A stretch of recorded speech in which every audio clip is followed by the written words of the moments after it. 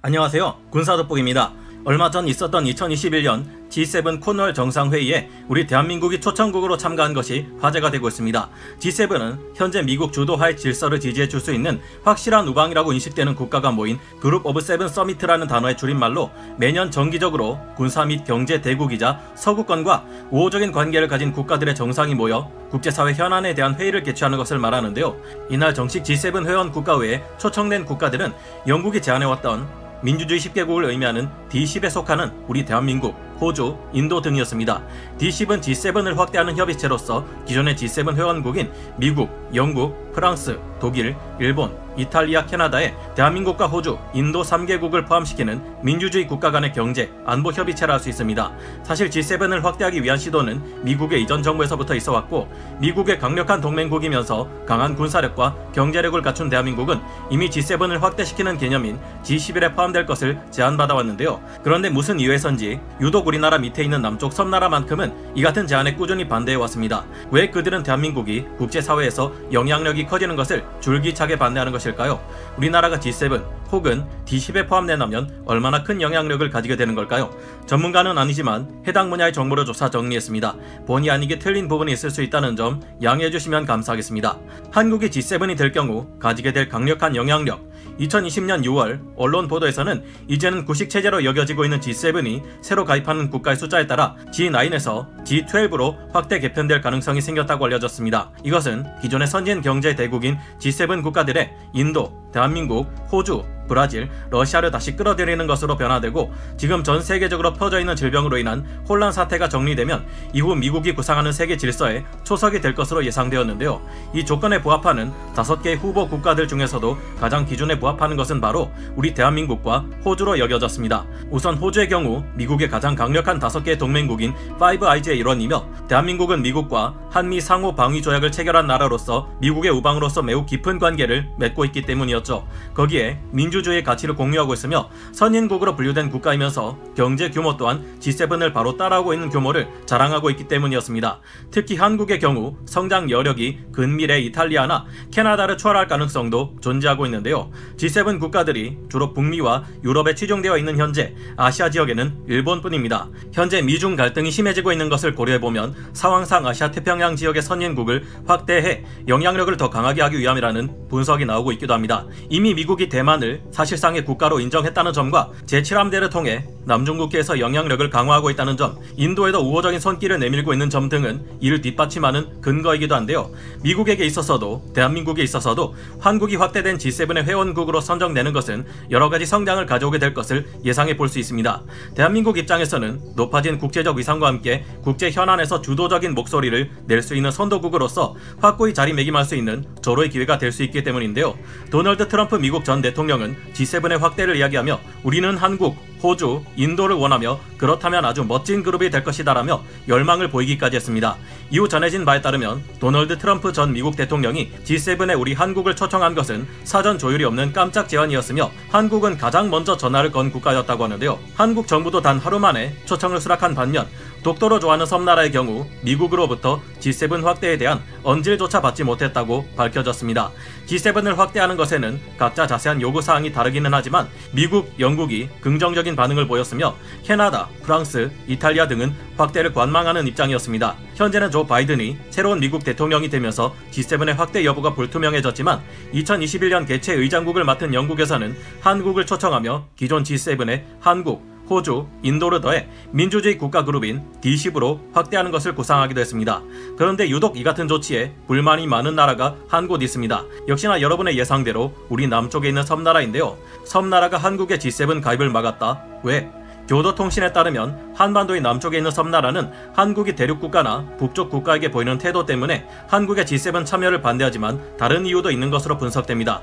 교도통신에서는 섬나라가 한국의 G7 참여에 대해 반대하는 이유는 현재 섬나라가 아시아에서 유일한 G7 회원국으로 남으려는 생각이 깔려있기 때문이라고 분석하기도 했습니다. 그만큼 초기 G7이 되기 이전 G5 때부터 아시아 유례 회원국으로서의 부심이 높다는 말이기도 한 것 같은데요. 이들은 결국 G7에 한국, 호주 등이 포함되도록 확대하는 방안에 대해 반대한다는 입장을 전달했습니다. 다만 게스트 국가로 한국이나 호주, 인도를 부르는 것은 괜찮다고 말했는데요. 단순히 생각해보면 잘 이해가 되지 않는 말입니다. G7에 아시아 국가가 하나 더 들어온다고 해서 자신들의 지위가 크게 떨어질 것도 아니고 함께 힘을 합쳐 민주주의 체제 아래 협의체를 잘 유지해 나간다면 문제가 되지 않을 것만 같습니다.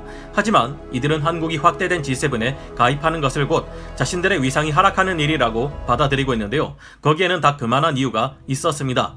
교도통신은 섬나라가 한국의 G7 가입을 반대하는 이유에 대해서 한국이 국제 무대에서 역사 문제를 제기할 것을 경계한 측면도 있다고 분석했는데요. 국제사회에서 한국의 영향력이 커질 경우 자신들이 독도에 관해 주장해온 말들이나 역사를 왜곡한 것에 대한 사실이 알려져 압박을 받게 될 것을 우려하기 때문이라는 말로 보입니다. 예를 들어 스페인에서 발견된 290년 된 한국 지도에 남아있는 독도에 대한 기록과 같은 것들입니다. 6월 16일 스페인의 성원 도서관에서 보관 중인 조선왕국 전도를 통해 독도가 한국의 영토임을 알 수 있는 증거 자료가 드러났습니다. 18세기 프랑스의 지리학자이자 지도 제작자였던 장 바프티스트 브르기뇽 당빌은 당시 대륙국가 실측 지도인 황여 전람도를 참고해 대륙국가와 주변 지역을 표시한 신중국 지도첩을 발간했습니다. 조선왕국 전도는 여기 포함된 지도로 서양인이 만든 조선의 지도 중 가장 오래된 것인데요. 이번 발견을 통해 서양에서도 독도를 한국 영토로 오래전부터 인정해왔다는 또 하나의 증거가 드러난 셈입니다. 독도가 한국의 영토임을 주장하는 증거는 이외에도 수없이 많이 존재하고 있죠.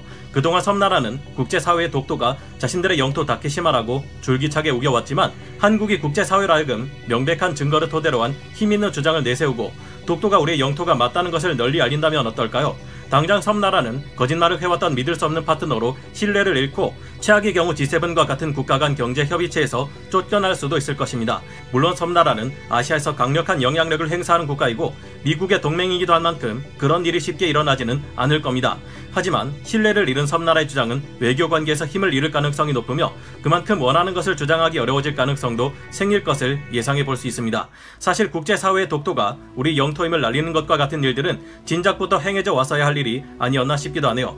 이를 증명하기라도 하듯 2021 G7 코노얼 정상회담이 끝난 후 섬나라는 이상한 행보를 보였는데요. 원래 우리나라의 현 대통령과 섬나라의 총리가 G7 정상회의를 계기로 회담하기로 합의했었지만 우리나라 정부에 의하면 섬나라에서 일방적으로 회담을 취소했다는 주장이 나오고 있습니다. 한국 외교부 관계자는 섬나라 측의 회담 취소 사유가 우리나라 국군의 동해 영토 수호 훈련인 독도 방어 훈련 때문이라 주장했습니다. 이에 대해 섬나라 관방장관은 한국 정부의 주장이 사실에 맞지 않을 뿐만 아니라 일방적인 주장이다, 지극히 유감이다라고 대응하며 항의하고 있는데요. 자신들의 말에 의하면 한일 정상회담이 열리지 않은 이유는 섬나라 총리의 일정 등 사정으로 인한 것이었다고 반박했습니다. 지속적으로 국제사회에서 한국의 영향력을 견제해온 그들, 정확한 진실은 무엇인지 알기 어렵겠지만 이제까지 섬나라가 해왔던 행동들을 봤을 때, 그리고 지금 그들이 G7에 한국을 포함시키지 않으려는 행동을 봤을 때 아무래도 의심스러운 것은 사실인데요. 생각해보면 섬나라는 그동안 대한민국이 국제사회에서 영향을 키우는 것을 끈질기게 방해해왔다는 것을 알 수 있습니다. 2006년 반기문 전 외교통상부 장관이 UN 사무총장으로 선출될 때도 섬나라는 마지막까지 반대표를 던진 것으로 알려져 있는데요. 이번 정상회담에서 섬나라의 총리는 타국 정상들과 잘 어울리지 못하고 고립되어 있었던 듯한 모습이 드러나며 외교 무대에서 존재감을 발휘하지 못했다는 혹평이 섬나라의 온라인을 중심으로 확산되고 있습니다.